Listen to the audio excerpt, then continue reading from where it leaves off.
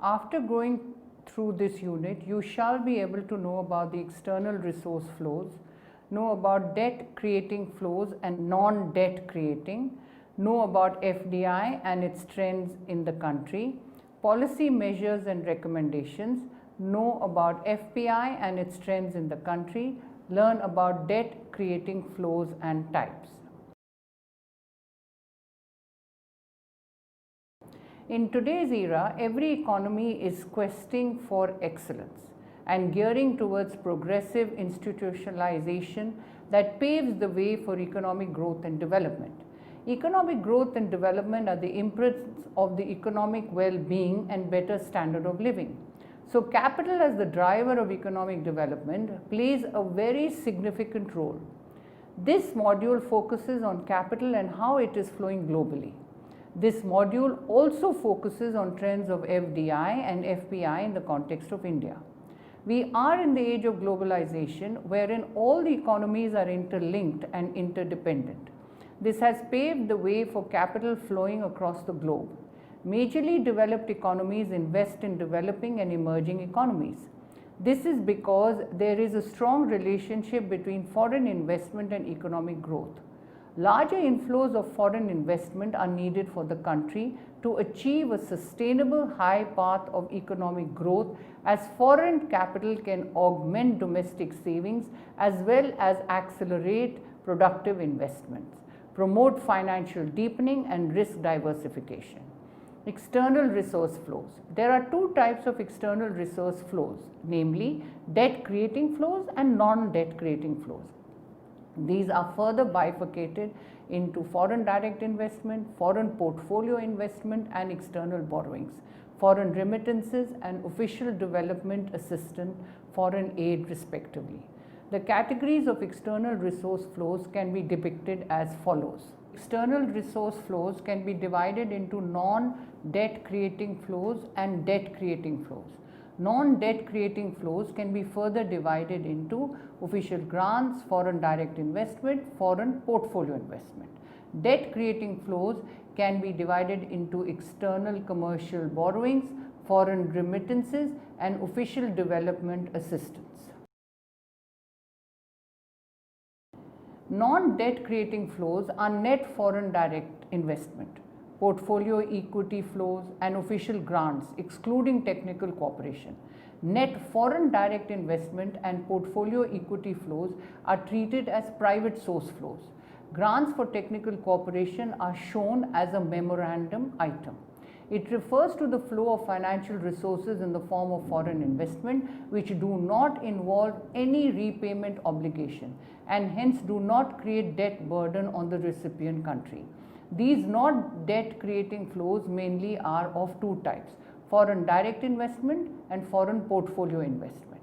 Foreign direct investment. Foreign direct investment is the act of investing a certain capital in the chosen business enterprise that operates in foreign countries. FDI is usually a physical investment like a building, a factory, hotel, farms or other businesses or an office. It usually includes a parent company which in the effort of expanding establishes its office as a permanent company in a foreign country. FDI intends to control and participate in the management of a business enterprise. In this way, the parent company gets the level of MNC and its investment is known as FDI for the host country. FDI involves foreign investors taking a controlling and lasting stake in productive enterprise. FDI is not just a transfer of ownership, as it usually involves the transfer of factors complementary to capital, including management, technology and organizational skill. This is a major source of non-debt financial resource for the economic development. Salient features of FDI. The following are important features of FDI. An investment made to acquire lasting interest in enterprises operating outside of the country of the investor. The foreign entity that makes the investment is termed the direct investor. The investor's purpose is to gain an effective voice in the management of the enterprise. Some degree of equity ownership is almost always considered to be associated with an effective voice in the management of an enterprise. The IMF's Balance of Payment Manual, 5th edition, suggests a threshold of 10% of equity ownership to qualify an investor as a foreign direct investor. An effective voice in management only implies that direct investors are able to influence the management of an enterprise and does not imply that they have absolute control. In most instances, both the investor and the asset it manages abroad are business firms. In such case, the investor is typically referred to as the parent firm and the asset as the affiliate or subsidiary. And operationally, FDI flows may take following forms. Equity acquisition, buying shares of an existing or a newly created enterprise. Profit reinvestment, FDI firms reinvesting their profits for further expansion, and loans from a parent company. In addition to FDI, foreign investor has a number of routes for investment into India. These include investment in export trading companies, NRI investments, offshore funds, euro issues, foreign institutional investments, and venture capital investments. Trends in FDI inflows to India. Pre-1991, one of the most significant developments in the world economy in the 1990s has been the spectacular surge in international capital flows. It is noteworthy that the expansion of capital flows has been much larger than that of international trade flows. This section provides trends in volumes, pattern, and sources of foreign investment in India. Over the period before 1984, foreign investment continued to take place, albeit at a slow pace, despite severe restrictions even during periods of maximum control. The total assets of foreign subsidiaries increased by 144% from 11,290 million rupees in 68-69 to 27,519 million rupees in 1982-83 at current prices. Their paid up capital also increased by 72% from rupees 2,400 million to rupees 4,120 million rupees during this period. After 1984, however, the inflows of foreign capital in the form of equity remained quite low. In fact, the net inflows of foreign investment were mainly in the form of retained earnings that could be appropriated to the foreign equity holders. Between 84 and 90, actual fresh gross annual inflow of capital was just around rupees 100 million in respect of foreign controlled domestic companies. In India, there has been little FDI in the export sectors. Indian exports continue to remain based on Indian capital. FDI has largely taken place to access the Indian domestic market, as in automobiles. While analyzing the recent trends in FDI flows in India, Raghavendra Jha finds that FDI flows to India have not been commensurate with her economic potential and performance. The quality of FDI as manifest in technological spillovers, export performance, etc. is more important than its quantity. The study conducted by K.S. Chalapati Rao in Biswajit Dhar has emphasized that there is a need to have a close look at the present phenomena of FDI. India should build an information base that will allow a proper assessment of the contribution that FDI can make toward economic development. FPI, Foreign Portfolio Investment. FPI is an emerging alternative source of international financing. Under this activity, foreign investors supply funds through the channels of equity capital that consist of foreign purchase of stocks, which is equity, certificates of deposits, and commercial papers of developing countries through international markets, such as institutional investors, global depository receipts, GDRs, American depository receipts, ADRs. Institutional investors include institutions like pension funds, investment trusts, asset management companies, nominee companies, incorporated institutional portfolio managers. It cushions domestic companies without restraining control over the venture. This is because investors have no involvement in the management. The different avenues of FPI are security markets, equity markets, real estate investment, consumption loans. FPI have gained momentum in recent years as they alleviate the flight of domestic capital abroad caused by inflationary pressures and capital depreciation as a result of debt creating instruments. Notwithstanding, it also augments the efficiency of investment since it focuses on return on capital and therefore encourages high standards of accounting, financial planning, and corporate disclosure. The other benefits of FPI are it provides exposure to international capital markets, helps corporate in reducing hefty borrowings, makes financial system more solvent. FII investment just first started flowing to India in 1993. Portfolio investment inflows have since then been substantial, with the lone exception of 1998-99. During 2014-15, FPI's foreign portfolio investment brought in about $41 billion to Indian equity and debt market, making India the most attractive destination among emerging markets. FDI accounts for just 1% of domestic capital information in India. According to a study by NCAER, India has inward FDI stock worth $76.2 billion and outward FDI stock of $29.4 billion in 2008. The FDI inflows accounted for 5.8% of gross fixed capital formation in 2007. Another trend is witnessed in the shape of non-investment foreign controlled production. Foreign influences over the host country's economic activities can well occur without any capital investment at all. This occurs in a country in a number of new forms of relationship: contracted manufacturing and farming, outsourcing of services, franchising or licensing. One increasingly common form of global production is that of contracted production within global production networks or GPNs, or global value chains called GVCs. In GPN production, the sellers do not sell their product as commodities on the market, nor are they produced through MNC branches. Rather, the producers make them under contract to the buyers. This is frequently the case with many labor-intensive segments of production, such as manufacture of garments or footwear.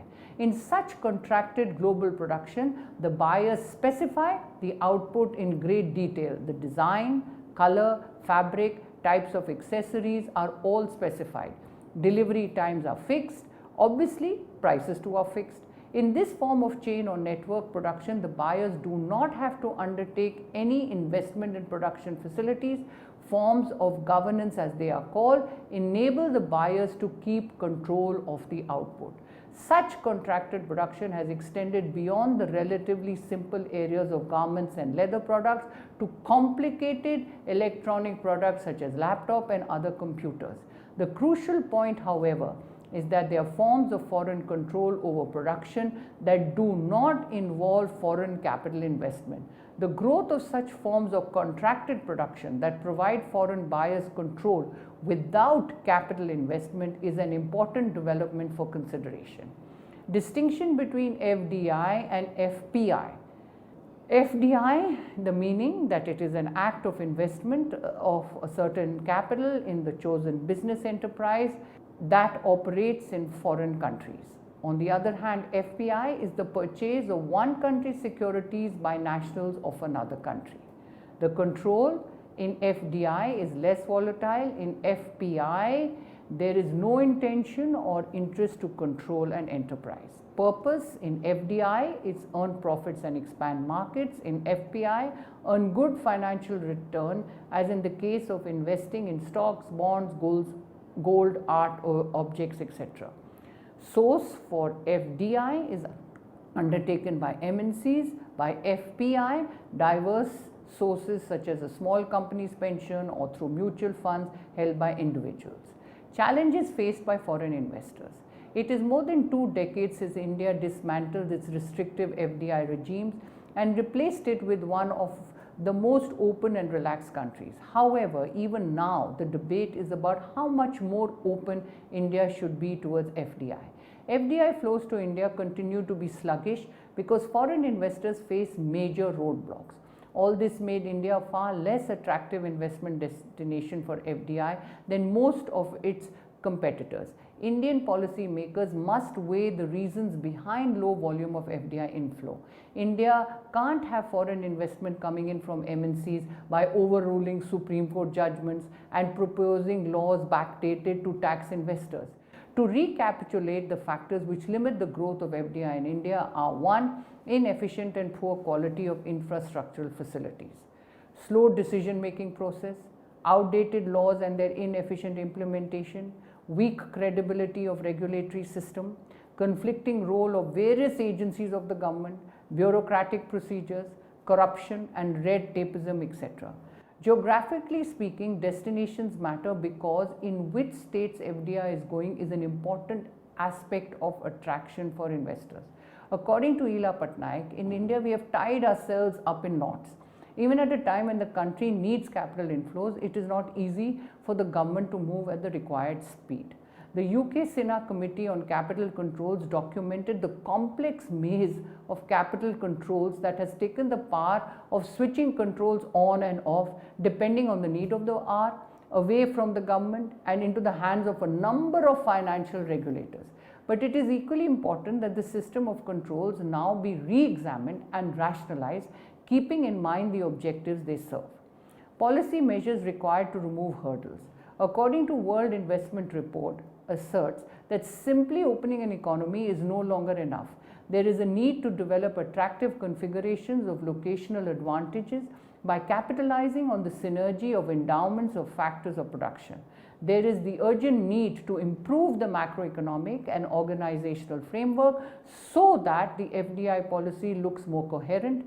The pace of improvement in infrastructure should be hastened to convert intent into action in a global market where everybody is out to woo investors. Bold and proactive moves embedded in reality and governed with the will to improve the economic environment of the country are needed to bring about radical changes.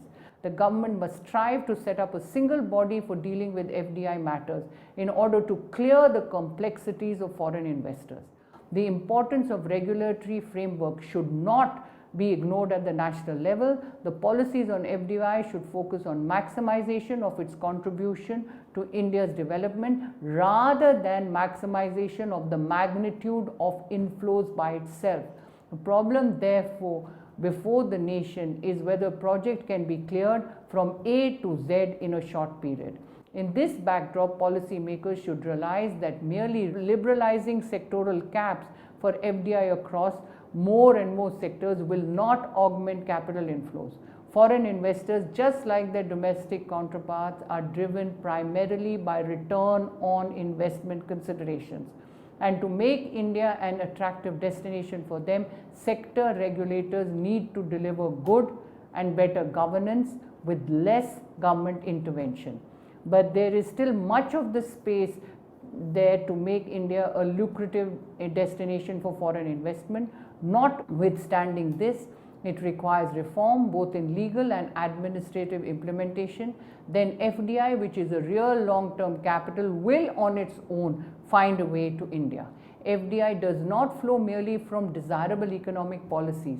It also requires desirable political actions. The unsurmountable problem is to bring in the desirable change in the mindset of India's policymakers. The formulation of an effective strategy mainly requires a vision of development, coherence and coordination between its different objectives. What India urgently needs is to have a proactive policy to attract more FDI. Unfortunately, the infrastructure, be it power, ports, roads or civil aviation, continues to be pathetic. The fetters must go as India needs inflow of capital that is accompanied by technology and business expertise. It is high time for India to have an investment promotion agency which will work to promote the country as an investment destination, targets investors, provides aftercare service in a holistic manner. Currently, these functions are dispersed in different government bodies. The Investment Commission could be an effective IPA by undertaking primarily 5 functions: policy advocacy, image building, investment promotion including investor targeting, aftercare of the investors and networking, both globally and within the country with state level IPAs. It is better to have a negative list and open up all the other sectors for foreign investment. For a country of India's size, the magnitude of the foreign investment cannot and will not be a cure-all, a panacea for all the problems. It is neither a necessary nor a sufficient condition for India's development. But if judiciously treated, it could be a handy aid in this process. Policy suggestions. For reaping positive contribution from foreign investments, one should look at the following. Investment should facilitate India's penetration into world markets, and MNCs firms must ensure exports and boost India's competitiveness. India needs the best technology for producing precision instruments, armaments, life-saving drugs, and in general for all exportable goods. For achieving essential technology transfer in high-tech fields, besides equity participation, India should have a policy package to acquire foreign technologies through the route of joint ventures, licensing, technical and service contracts. The know-how that the foreign investments bring in must percolate down to indigenous producers. FDI can be useful only if it is well coordinated, monitored and tailored so as to fit into an investment process that leads to growth in country's national income and employment generation. The government has a long haul ahead in cleaning up the investment environment. Domestic investment has to lead the way, not foreign investment, keeping in mind that FDI was under 8% of total investment in the country. FDI inflows may not give any boost to the government's ambitious Make in India campaign. The disaggregated data on FDI inflow indicates a much different picture compared to the general perception. Foreign investors are more concerned about decision making, transparency, consistency and corruption, and unless the government can tackle these, foreign jaunts will remain just foreign jaunts. One way to create a better image of India as a business location will be to introduce stability in the system. FDI strategy is an art, not a science. Strategy has to suit the particular conditions of the country at the particular times and evolve as it needs changes and its competitive position in the world alters. Whether or not it achieves its potential will be powerfully influenced by how the Indian government manages its business policy environment. While the quantity of FDI is important, equally important is the quality of FDI.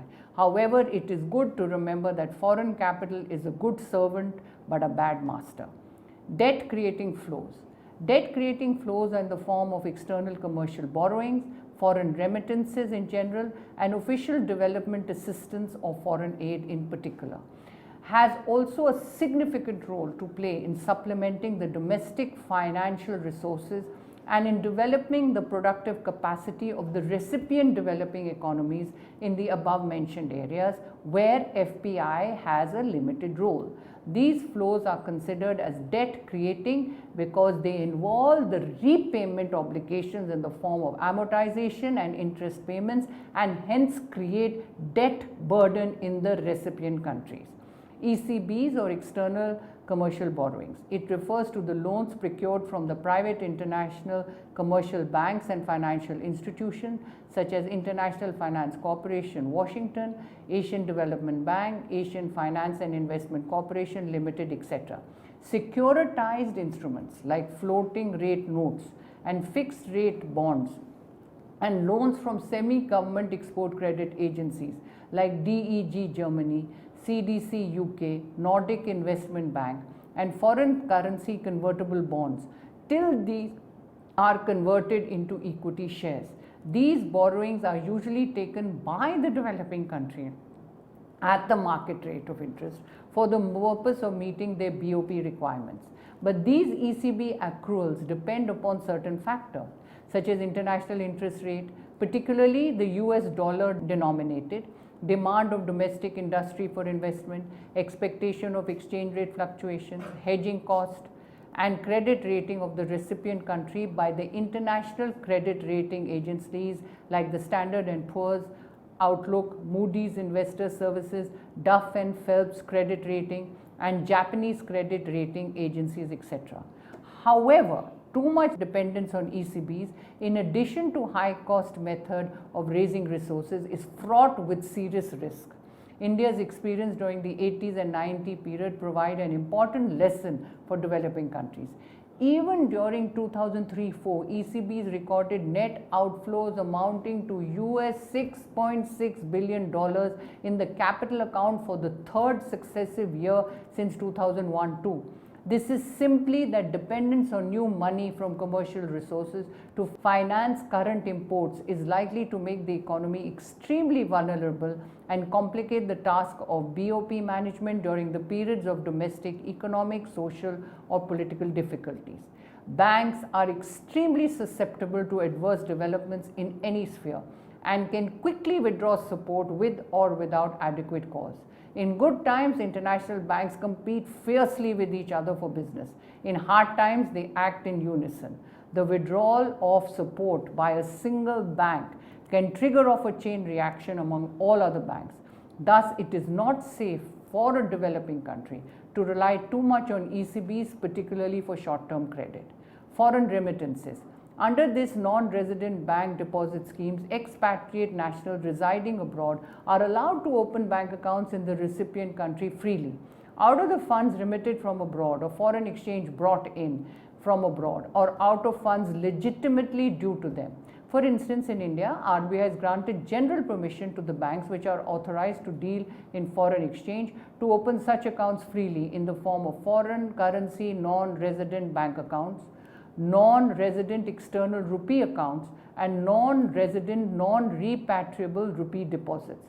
However, like ECBs, foreign remittances in the form of non-resident immigrant deposits are also a high-cost method of raising external resources. For these deposits mainly depend upon the interest rate differential between the domestic recipients and the foreign countries. If the interest rate increases in other foreign countries, large external inflow in the form of foreign remittances may not be expected from the non-resident immigrant deposits. In other words, like ECBs, these deposits are also fair weather friends. If conditions are favorable, the growing volume of such deposits underlines the expatriate investment community's increasing confidence in the recipient country, and if the conditions turn unfavorable for the country, large-scale outflow from such deposits can plunge the recipient country into a serious crisis, as has happened in India in the early 1990s. Besides this, there are fiscal costs involved in terms of the interest outgo on these deposits, which tend to increase along with the increase in the volume of the deposits. Hence, the past experience indicates that too much dependence on such deposits is also not a rational policy. Official Development Assistance, or ODA.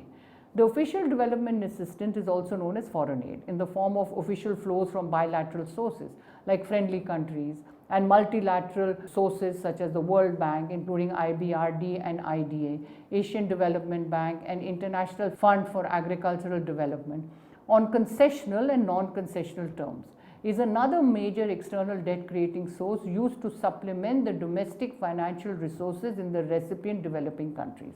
Though the term foreign aid nevertheless remains fuzzy, but refers to the congeries of governmental programs through which funds, goods and services additional to those normally acquired are made available to the developing countries for the benefit and welfare of their citizens in cash or kind as outright grants or loans on concessionary or non-concessionary terms, including technical assistance in the form of technical equipment, know-how, expert human resources, and training to the local counterparts.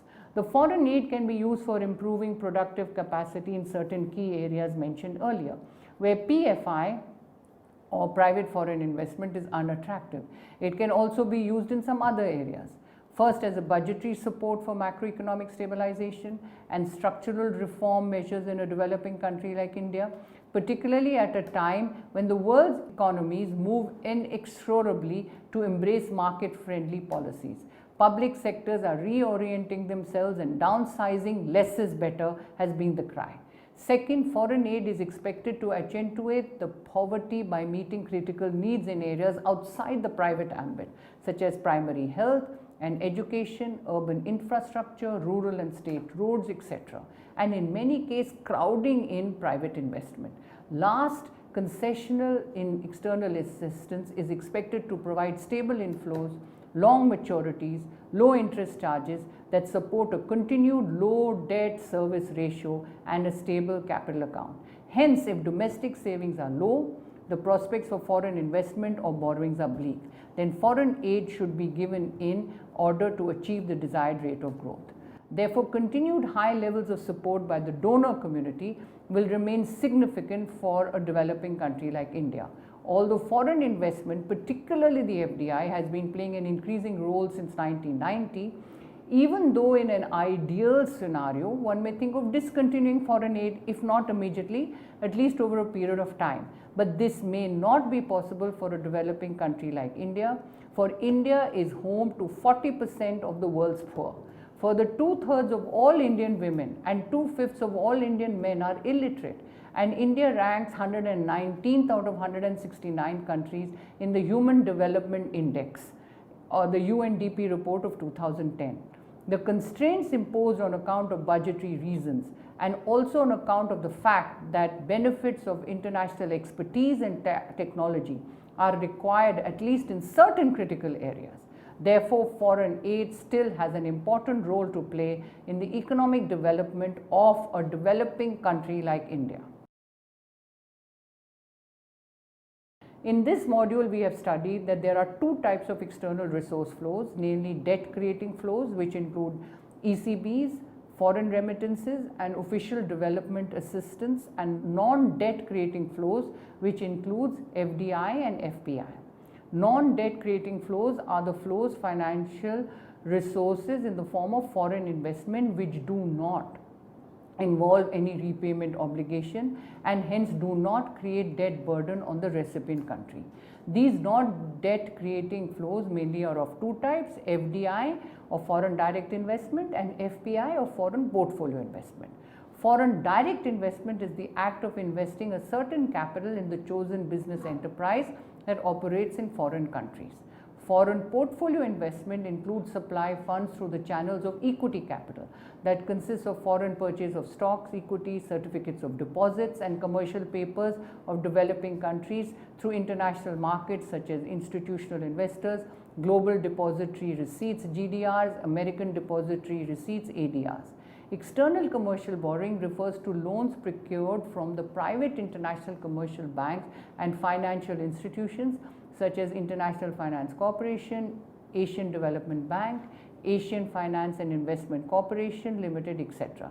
Securitized instruments like floating rate notes, fixed rate bonds and loans from semi-government export credit agency like DEG Germany, CDC UK, Nordic investment banks, and foreign currency convertible bonds till these are converted into equity shares.